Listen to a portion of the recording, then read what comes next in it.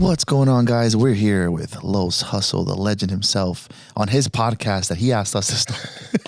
This is how you start a podcast. You're like, You hey, get your listen, guests to start. You get your guests to do the We are here with the legend, Los. I'm a bad podcast introducer. I'm always like, all right, well, so what's the topic? What are we talking about?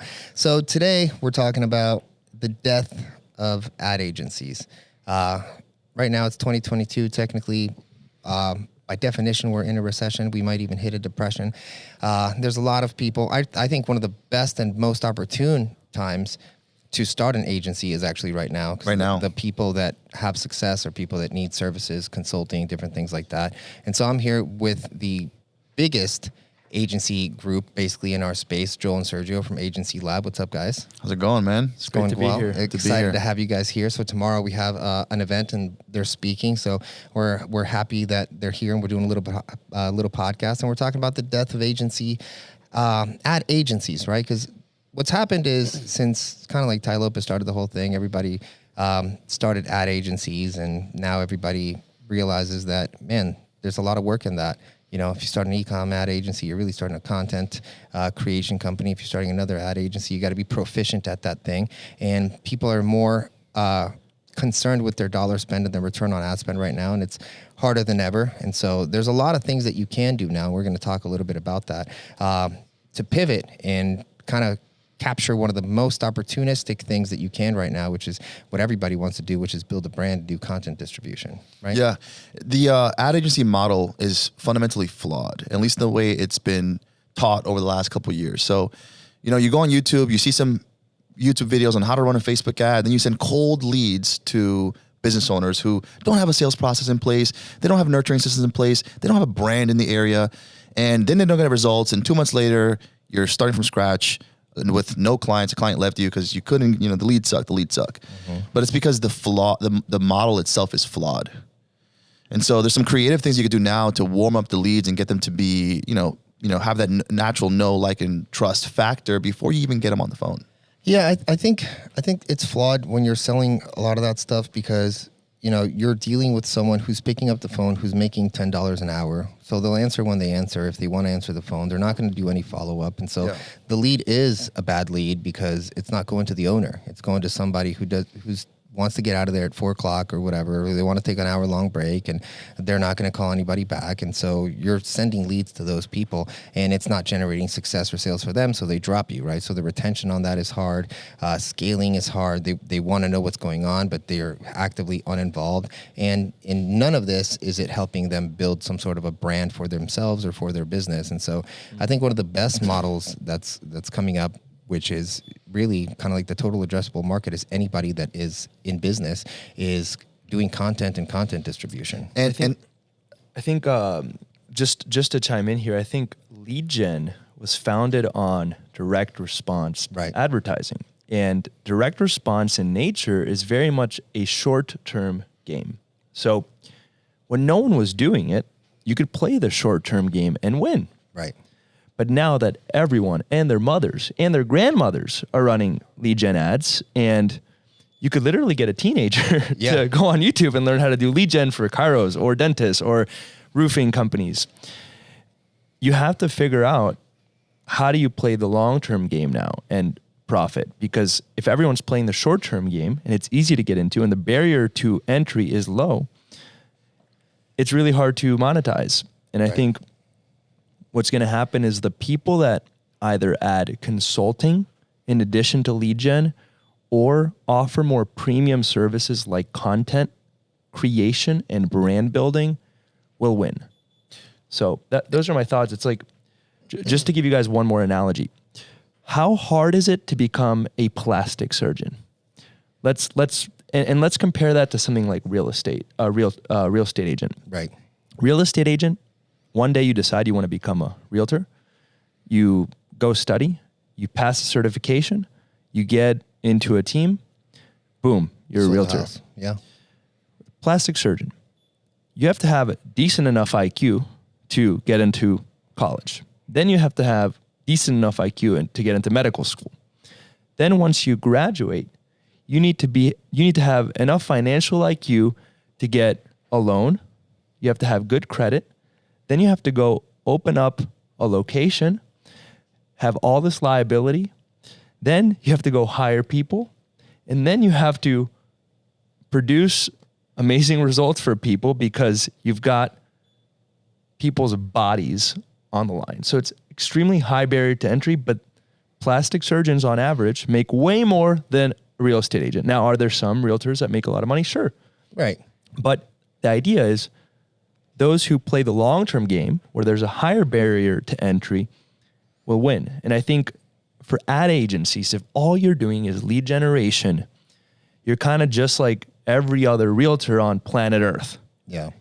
And you either have to become a premium realtor and add some things to your lead gen services like consulting so that you're helping the business from a business development standpoint as opposed to just generating leads, or you have to go off and play the longer term game by promoting more premium services like content. So, you know, I often say this joke that my mom's a 65-year-old lady who can't get out of bed, but she could start an ad agency tomorrow if she wanted to. Yeah. It's like there's like zero barrier to entry. And so how do you create a moat around that business model?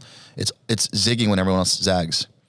And by the way, I want to make it clear. It's not that lead gen is dead or bad. Nothing is dead in general. What it is that lead gen, if you look at a sales funnel, it's at the very top of the funnel. So you need lead gen. Yeah.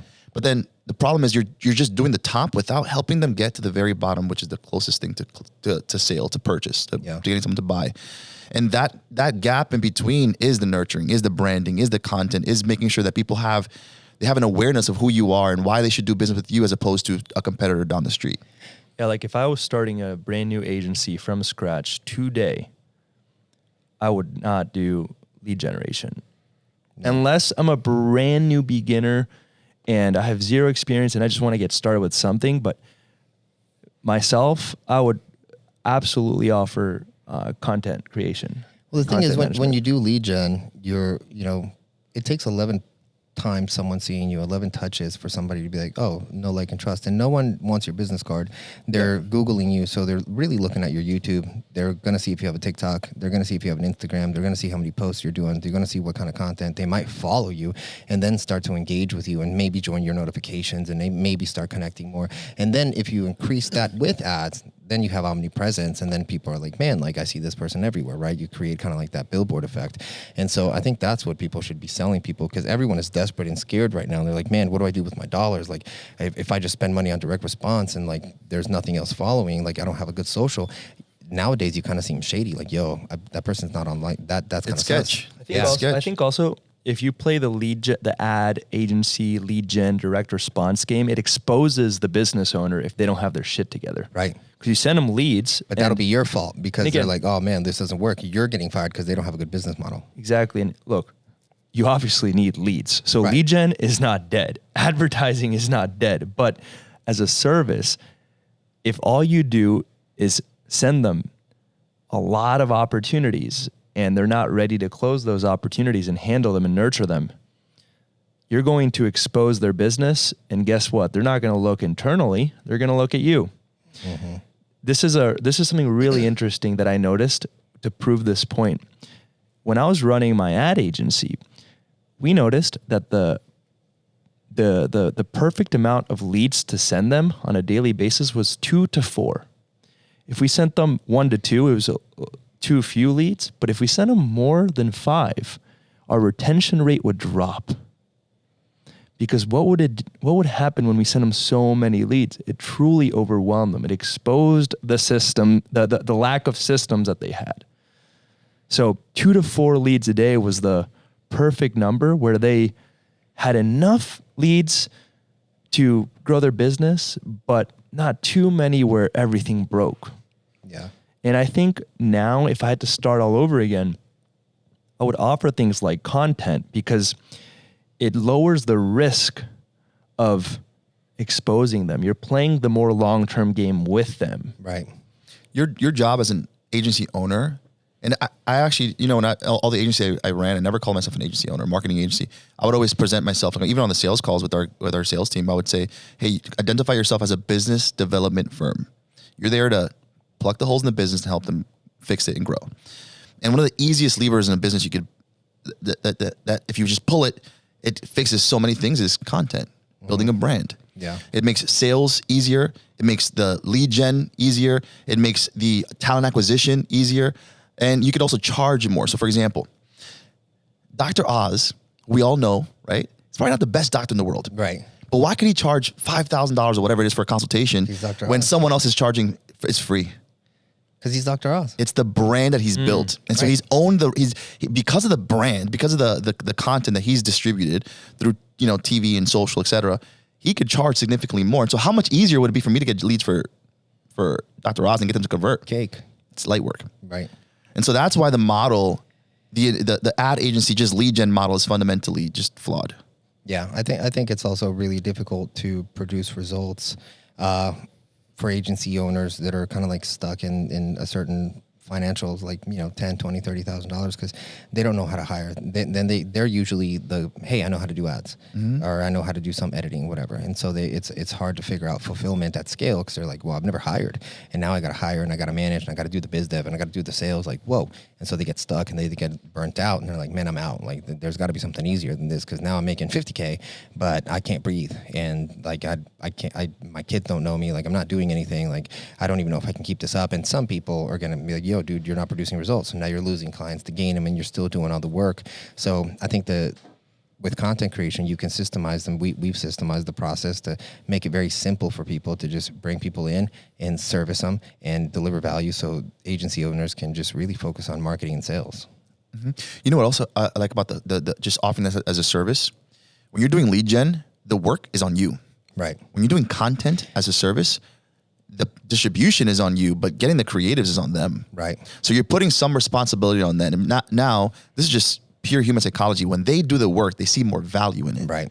Whereas if I'm sending them a partnership. they together. understand it's a 50-50. I got to do this, you got to do this. And so we meet in the middle and we get this result. Right. Whereas with lead gen, it's me doing all the work, and you assume they're going to just be ready to buy. Right. Cash in hand, right? Right.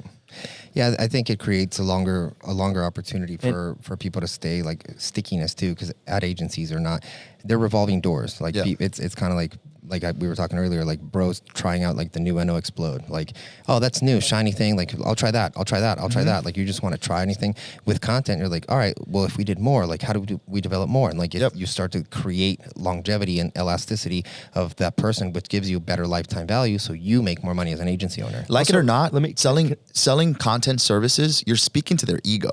Right. And so if you're putting out content for the last year and then you suddenly stop, it's like a piece of you has died. Mm-hmm. And so they're trying to retain themselves through your services. Yeah. Whereas with lead gen, you're a commodity. There's another lead gen company out there who's willing to do the same thing for half the price. You know what's interesting with lead gen? The way that the results happen is month one, you get the best results because you're launching their ads for the first time. It's the first time they're promoting their offer to their local market. And then they start to dwindle down. With content, it's the complete opposite. It starts slow and it gradually builds up. So long term, the relationship is much stickier because they know it's kind of like SEO, but no one wants to buy SEO. So you get the same benefits of the stickiness of selling SEO without the downside of having to sell someone on, hey, wait 12 months before you see any results. Because with content, you do see results, but it's not like, oh my God, I got 100 leads in a week. You do get some quick wins, but it takes a little bit more time. What I would do if I was starting out from scratch right now is I'd go pick a niche. So let's say I'm working with gym owners. Mm-hmm. Gym owners have been sold leads now for years, and everyone's running the same 7-day free trial or 6-week weight loss challenge, weight loss transformation ads. I'd say, you know what? Screw all that. What I'm going to do is I'm going to say, hey, gym owners, I will build you an entire content machine to help your brand blow up on Instagram, on TikTok, on YouTube Shorts, and on Facebook Reels. And once we have that machine in place, pumping out content, building your brand, then I will run ads for you and generate leads. Mm-hmm. Because guess what? All the people that come from those leads are going to be much more likely to convert if you have a strong brand. So it's like following your Dr. Oz analogy. If Dr. Oz runs ads, now that everyone knows him, they're going to work a lot better. Mm-hmm. This is why Grant Cardone's, like, if you look at Grant Cardone's ads, they're very basic. He doesn't need to complicate it because you already know who he is. Go on the Facebook ad library right now. Look up Grant Cardone and study his ads, and you'll be like, I can make this. There's no crazy hook. There's no crazy irresistible offer. He doesn't have any guarantees. It's a basic webinar funnel. Yeah. Why does it work? Because everyone knows who he is, and all he's using ads for is to extend his reach. That's it. I think that's kind of where ads are going for a lot of people too. Like ads are become like a lot of our ads for a lot of our brands are to the point and direct, but we spend a lot of time kind of harvesting and creating like retargeting from video views and building omnipresence through content distribution and different things like that. So we know for a fact that we're hitting people that have seen us multiple times. We're like, hey, this is what we have. This is who it's for. This is who it's not. They already know, right? Instead of like before, it used to be like interruption marketing for the most part. Like, hey, here's this crazy new thing that like blah, blah, blah. Like click here and like get more information. Now you can be like, you know what this is? You follow me. This is what I'm doing right now. Sign up for this if you want to, and we'll get on a phone call. I'd love to ask you a question. Why do you think people have been afraid? Because I think what we're saying speaks truth. A lot of people know they should be offering content as a service. Why do you think people have been afraid to offer it as a service? One, fulfillment. And two, no one's, and you guys can probably attest to this because you have the big list and you guys consult a lot of agencies. I think that no one has told them to do it, right? Like everyone, you started like, hey, here's how to build an agency. Then everyone's like, hey, here's how they're all ripoffs of you too, right? And then it's like, what's the easiest thing? What everyone else is selling? Because most people in this space aren't they're offer rippers or not business builders. Yep. So they grab something, oh, this works, rip the funnel, figure this out, sell it, position. Everyone's just trying to get a buck and teach somebody else how to try to get a buck. And so the people that are buying it for the most part are figuring out how do I make that fast dollar instead of people making content and teaching them and figuring out, because I think content is the biggest moat around your business, right? Like I used to be very heavy in direct response. Like I've spent hundreds of millions of dollars on ads.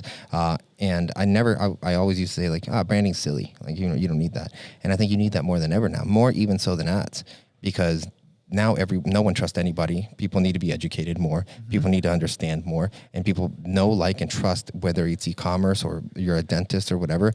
I need to see you so I can trust you. So I know like, hey, I'm deciding I got to buy the thing, but I'm going to get it from you because I've just seen you more. I always give this analogy. Your best friend is your best friend, and you love your mom because of impressions, not because of anything else. Like you see them so much, like you're like, yeah, like you're accustomed to like, oh, I see. Like when your best friend moves to Pittsburgh, you're like, yeah, we don't talk that much. Yeah, it's you don't see them, and so like that goes away. And so the other person that you see more, you're like, oh, that the connection is with consistency. If you're inconsistent with seeing somebody or connecting with someone, you disconnect. And it's the same with ads, right? Ads create impressions, and by creating that impression, it creates an impression of you, of who you are, what you like, what you don't like. And so how many times have people never met you yet think they know everything about you? All the time, yeah. Because they watch your content, not because they saw your ads. You know what's interesting? I still don't know which businesses you run, Los. But I think you're going to keep it that. That's part of your brand. I keep seeing you on Instagram. I know so I know you're doing something. But you know what's interesting? I don't know if you guys have caught this, but over the last maybe 18 months or so, you're even seeing big, high-level CEOs do content. Elon Musk, Mark Zuckerberg. When the heck would you have ever seen someone like Elon Musk or Mark Zuckerberg run Twitter? Not just on Twitter and IG and all, but they're doing podcasts. Get with the Nelk boys. Yeah, they're doing podcasts, and it's because they understand that now more than anything in a business, people are buying the person, not just what you're selling. Right. And so it's the same for your clients in your ad agency. They're wanting to buy what the doctor, not just what he offers. They're wanting to buy this specific attorney, not just the fact that he can help them with their motor vehicle accident, for example. Right. It's about the person. And especially in this day and age where attention spans are so smaller than ever before, it's like you have to grab their attention, retain their attention through your brand. Right.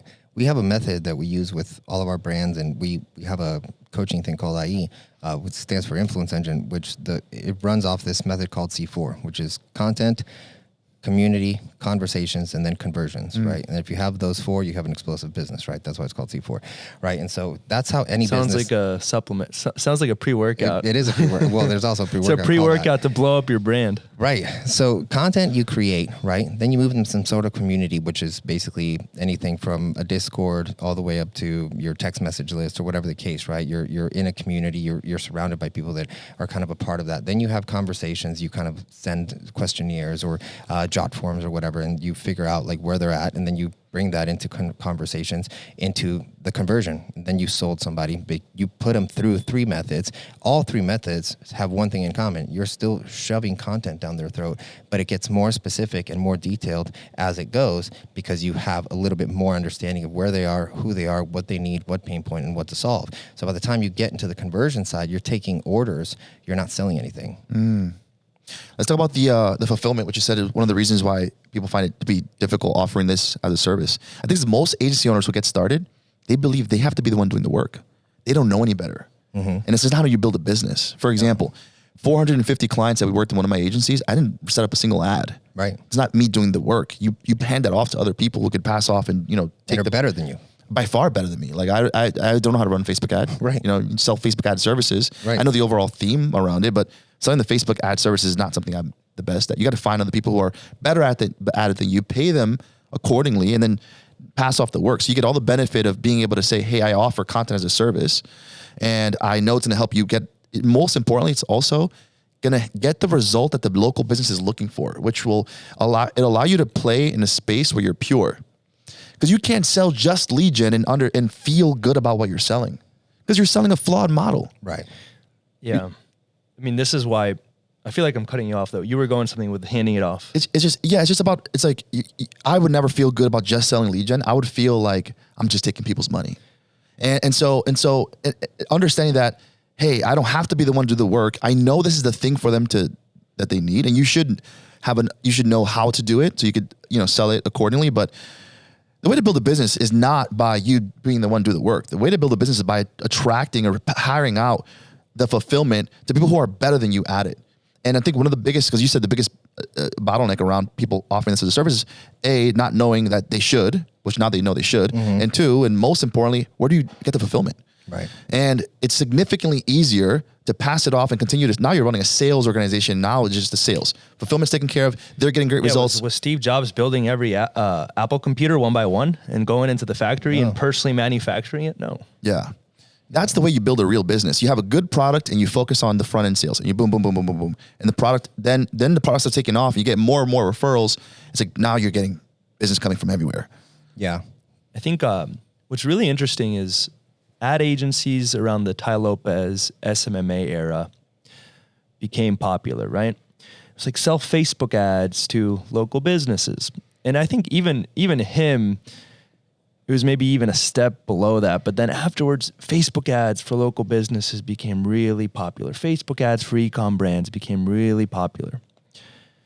Then when I started Atlas Digital, my multi-7-figure marketing agency, what I realized is, wait a second, you can't just sell Facebook ads. You also have to, number one, niche down and really support one specific avatar. But then where I innovated was I said, you also have to consult these people on how to grow their business so that when you do send them the leads, you don't expose their lack of systems. You actually help build out their systems, help build out their nurturing, their sales, all that. And then when you send them the leads, it'll actually be successful. This is what Alex Hermosi figured out with Gym Launch. He said, you know what? If I just send gym owners leads, it's not going to work. This is why I taught them how to do upsells, how to do cross sells, how to nurture, everything. So I did the same thing with chiropractors. And then over the past 2 years, that's what everyone did. Everyone has a course for their clients. Everyone has additional things that they do for their clients to support them beyond just generating leads. And I think the next innovation, the next phase of what it takes to run a successful marketing agency is, look, not only will I help you with your systems, not only will I help you with nurturing, and not only will I help you with the sales scripts, the support, all that, but I'll also generate the leads and ultimately I'll help you build a brand. I I think that is the next level. And I think that is the result of the marketing agency space being innovated on for the past 5 to 10 years. Now, a lot of people might hear this and feel scared. They're like, oh my God, that's a lot. But what's fascinating is when no one else is doing it, it's actually very easy. The easiest. When no one's offering, for example, we ran a TikTok, become TikTok famous offer. And we targeted realtors. And the idea is like, hey, we can help realtors build their brand on TikTok with content. And we got the cheapest cost per booked appointment. So on average for real estate lead gen, we were getting between $50 to $100 booked appointments. With this funnel, we got booked appointments for $18. That's insane. So it's like, okay, this is about 3 times easier because no one else is doing it. So, we've all heard of like the one thing. It's like the theory of what's the one lever that you could pull that'll make all the other problems or things you have on your plate either useless or significantly less difficult to do, right? It's content. And it used to be that like, to Joel, to your point, you used to be able to just say, hey, I sell Facebook ads. Then you had to say, hey, I sell Facebook ads to niche and I guarantee leads. Yeah. Then I say, hey, now I sell appointments. It's like Facebook ads, then Facebook ads for roofers. Yeah. Then Facebook ads for roofers and I'll guarantee you results. Yeah. Then Facebook ads for roofers and I'll guarantee you appointments. Facebook ads for roofers and I'll guarantee you closings. You're getting it as close to the Might as well just build a business. Bro, might as well build a business for them. Yeah. But now we're at a space where the one lever that they could pull to be able to blow that business up without the risk. Mm-hmm. Because with lead gen, the risk's still on you. Yeah. What if you don't hit the guarantee? Yeah. You can always try to, when it comes to marketing, you can always try to compete by being better, but it's always so much easier to compete by being new. Yeah. And if everyone is offering lead gen and there's no one offering content, you come in with a new service, becomes a lot easier. You're providing the cheat code for your clients. I'll give you an example. Pick a personal brand. Anyone that comes to mind. Who comes to mind? Grant Cardone. If Grant Cardone said, hey, I want to start a dentistry tomorrow, or dental practice tomorrow, would that blow up? Yes. Absolutely. Yeah, absolutely. Absolutely. Yeah. That's funny. It's 10x dental. It's 10x dental. I actually think he has 10x health. He actually, yeah, he does. But it kind of proves the point there, right? Right. It's like where your clients, I often talk about eating your clients' complexities, which is like if they suck at this, you solve it for them. The truth is, you can only take someone to a horse to the water. You can't force them to drink, right? And so, but what's the one thing that if you did, then it doesn't matter if they would drink or not. It's already done for them. It's almost like Grant Cardone can start a dental practice today and it could blow up because of his brand.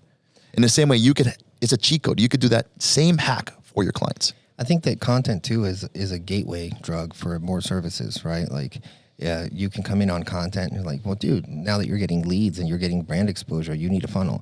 Well, now that you're doing both of those things, you need more targeted and systemized ads. Then you need a consultative sales approach. Then you need us to consult with you and blah, blah, blah. Then your operations. So you start with one thing. If you start with ads, you're like, all right, well, 10 people offered me that. But if you start with content, the next step is like, well, where are the leads going? Oh, your funnel's broken. Well, what's a funnel? You can build a funnel. Well, now that we're doing this, we could retarget and get some good, more qualified people back to your funnel because we're doing content and funnel. And now we're doing ads. Like, and now that we're doing all three, like, hey, you need to get better salespeople. And that's really going to talk about your operation. Now you become a consultative service company that has multiple services, that starts with content and consults on what needs to happen next, diagnosing rather than just kind of doing one templatized service. You can really diagnose what people need and templatize that system and only offer content and ads or content and funnels or content and whatever the case. But you can use that as kind of like the gateway to get people hooked on whatever it is you want to sell next. One of my beliefs is that if you sell people what they need and give them what they need, it's very hard to make money. If you sell people what they want and then give them what they need, it becomes easier to make money. But if you sell people what they want and it's the same thing as what they need, then your business will blow the fuck up. Yeah. I think with content, it's really easy because that's what they need and also what they want. Right. There's consistency. And right now, everybody wants to be a celebrity in their space. There's an old school marketing philosophy that states if you speak in your marketing, if you speak to someone's hidden desires, it resonates more. And I don't care what anyone tells you. If you're a dentist, if you're an attorney, if you're a local chiropractor, you want to be known. You know this will prove it. When I walk down the street, I just say, "Hey, my name is Sergio," right? When you walk down the street, I'm a doctor. I say, "Hey, my name is Dr. blah blah blah."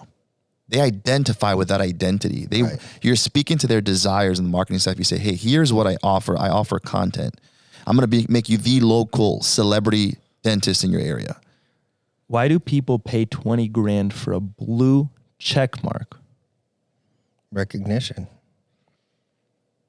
authority, positioning, value, Status play. Status. It's identity. It's to say, "Hey, I'm verified." Yeah, I matter in my space. Exactly. That's what you're trying to say. Exactly. And what's interesting is, one of the things that like when you're starting an ad agency, you want to work with great. I know someone that paid $100,000 for a blue tick. Wow. And they don't even run a business. Wow. That's nuts. That's Yeah, not me. maybe that wasn't the smartest play, Wow. but the point is that when it comes to status, people are willing to invest a lot of money. And if you can align your services with increasing someone's status, that might make you more than solving the true problems that they might have in their business. Because it's an ego-driven sale. And it's the only thing out of what we talked about that compounds. Like if a client stays with you for 2 years, they have 2 years worth of content that can be found on all social platforms. And if you run ads and you stop, you're done. It's a digital footprint. Right. Yeah. 100%. And brand just sells. I said this before, but when I go to like a supermarket and I'm buying toothpaste, I don't even look at the other brands. I just assume Colgate's the best. Right. You might have, what's interesting, you might have a different brand that has more than likely it's a deal of 2 for 1, and maybe it's better. I don't know. Maybe it's better for you, but I just go with Colgate because of their brand. Right. And the same applies with everything that we do. Why do you think I'm wearing Crocs? Right. It's just a brand thing. Yeah. They're not even the most comfortable shoes. It's just a brand thing. No, people buy what, at the end of the day, you buy what you're told, and you connect with the people that position themselves the best. People buy what they know. Mm-hmm. And if you become someone who people know, they're going to buy into you. Yeah. People buy into who you are, not what you offer. So if you can help your clients become that person, then you don't have to compete on the services that they offer, which are all commoditized. They're all the same. The price, exactly. What is the difference between dentist A, who sells Invisalign, and dentist B, who also sells Invisalign? If the Invisalign is the exact same thing, it's who they are, not what they offer. Right. So it's a lot better to compete on that. What's interesting? When I got into direct response, I used to look at companies like Colgate or Coca-Cola, and I'm like, they're a bunch of idiots because they're investing so much into these ads in the Super Bowl, and all that does is get them impressions. But obviously, they're multi-billion-dollar companies. They get the game. They don't have to spend money on direct response because they've created so many impressions. They compete on who they are, not what they offer. Right. So, with all the clients and stuff that you guys consult with, if people want to get into this, how would you tell them to get started On content? on content? Oh, number one, understand that you fundamentally don't have to be the one doing the work. So you don't and this is just so that you don't go into it thinking, oh my God, like I got to sit there and learn video. I got to learn video and TikTok and editing and no, man, that's not how a business owner operates. A business understands what people need, and then they market what they want and they sell them what they need. But you don't have to be the one doing the work. That's number one. Number two, you got to also choose an industry, a niche in which it just fundamentally makes sense. And so, for example, if you ever see a ad on a billboard, that's a prospect for you to sell content to, guaranteed. Right. Because how much did you say the billboard was? That's like $8,000 a month. $8,000 A month for some. And I don't know if I read this stat a couple years back on billboards. They said if you're the way they count impressions on the billboard, if you could drive down the highway, every car that passes, they just assume that you saw it. That's bullshit. How many times are you driving on the highway and you just focus straight down? You're looking at your friend, you're having a conversation. How is that an impression? Nowadays, you're just looking at your phone. Yeah, I don't give a crap what the billboard says. You understand? But it goes to show that people are willing to pay it $8,000 for a freaking billboard. And maybe it generates some results, maybe it doesn't. You can't even quantify it. You can't quantify it, which is a good and a bad thing, right? With content, what's interesting is you actually cannot, if you're just doing purely content, you can't quantify it, but you won't have to, because the exponential growth from that, your clients are not going to question whether they're getting an ROI. They'll feel it. And you can quantify some because you'll start getting DM'd. You'll start getting people coming to you instead For of just... views, yeah. Yeah, exactly. The billboard is interesting because yesterday we were driving from Atlanta to Orlando because we wanted to work and just didn't want to get in the airplane. We wanted to be really efficient with our time. So we had our content manager drive. Sergio and I worked, but I saw a bunch of cars pass by on the highway. There's all these billboards. They were actually scrolling on TikTok while driving on the freaking highway. Los, do you think that? Hold up. You want to help your clients get on a billboard? No, you want to help them, even though this is fucked up. Yeah. You want to help them be on the TikTok when they're scrolling. Do you think that I'm going to be I'm driving from Atlanta to Orlando? You think I'm going to say, oh my God, look at that billboard right there. Let me take out my phone real quick. Let me potentially cause a car accident real quick. Just screenshot the phone number. And click. you're already driving so fast, you already passed it. You passed so it. you don't You're know not the looking at number. it. You barely got the... Although I you do can't even remember, go on I don't know why, but I remember seeing the Chick-fil-A billboard. I did see that. Exit 69. No, it's not. Get out of here. It was 62 or 69. Go look it up. 62 No, it's or not, dude. Get out of here. exit 62 or 69. you're I actually fucking remember with said us. Chick-fil-A exit 62 or 69. You're fucking with us. It was not 60. It was definitely one of those two. Someone's gonna go check this out. But the point is, But I remember seeing that billboard. I don't know what it is about Chick-fil-A, but they got into my it's the big bold, it's subconscious. the big bold red colors. But the point is, that's not that. For every billboard that you do remember, there's 20 that you passed that you didn't even see. I It don't was just like, even oh, remember. fruit. You just didn't catch it. Right. Well, guys, before we end, I want to ask you a question. What are you guys focused on? What's next for you guys? And also, where can people find you if they want to connect with you? Well, you can find me on Instagram. It's official Sergio Tavarez and At official Joel Kaplan on Instagram. Make sure to give us a follow. We give out a ton of free value. We have a 10-day course on how to scale to 10K a month for free, 100% for free. You don't even have to opt in. All we ask is that if you find value, give us a follow. So at official Joel Kaplan on Instagram. It's also the same on TikTok, and same for Sergio. yeah. In terms of what's next, man, we have our hands on a ton of different things. And one thing's for sure, we practice what we preach. So us being on this podcast saying, hey, do content. That's what we've been going all in on for the last, while. Yeah. And, Yeah, we've been building out our own internal content team, videographer, video editors, graphic designers, copywriters. That's where the money is going to be made in the next, I think really for the rest of our business careers. I agree. I always said, don't, You know what's fascinating? We asked Los earlier, what if we have nothing to sell? He's like, if you have nothing to sell and you still build a brand, opportunities will then come to you. yeah.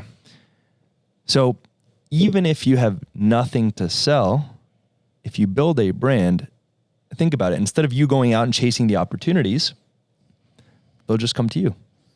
Yeah, I always tell people, like, at the end of the day, if you lose all your businesses and all you did is invest in brand, you're always going to be you. You can't unbe you. You can lose a business. You can quit the business. You can sell the business. You can start something else.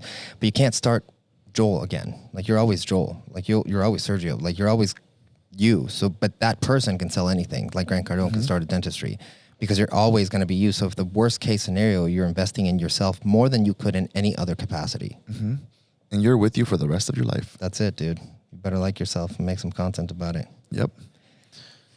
Interesting. What? No, I just, You're with you for the rest of your life. And so aren't you I your can't- greatest asset? I guess I could turn off delete my profile if I wanted to, but I mean, I'm not going to. I'm just saying. Yeah. But even if you did delete your profile, nothing on the internet's 100% gone.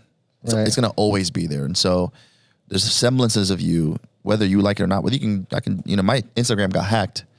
They turned me into a politician and they started DMing. It was people. hilarious. It was funny. Wait. So he had can I tell the story? Because from my perspective, it was hilarious. So Sergio's got his profile and he's got the Miami look, the Lambo, everything, you know, like the high rise. And then it got hacked and they just started turning it into a liberal California political page, just like a theme page with no specific persona, just like California liberal political page.